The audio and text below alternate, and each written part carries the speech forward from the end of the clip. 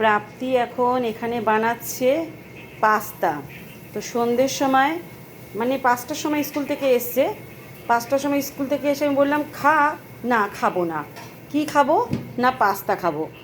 তো এখনও পাস্তা বানাতে বসছে।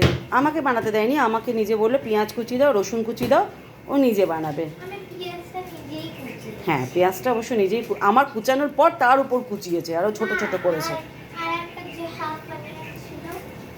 তো যাই হোক, এখন দেখো পাকা মেয়ে আমার রান্না বান্না শিখে গেছে। জোরে করে দিলাম। চিলি ফ্লেক্স শেষ হয়ে গেছে, আনিনি তো বাবা। আর যেটা নাই সেটা ছাড়া রান্না কর, বুঝেছিস? নেই, এর মধ্যে নেই। আমি জানি চিলি ফ্লেক্স নেই, চিলি ফ্লেক্স শেষ হয়ে গেছে। কোথায় কোথায় দেখলি চিলি ফ্লেক্স তুই?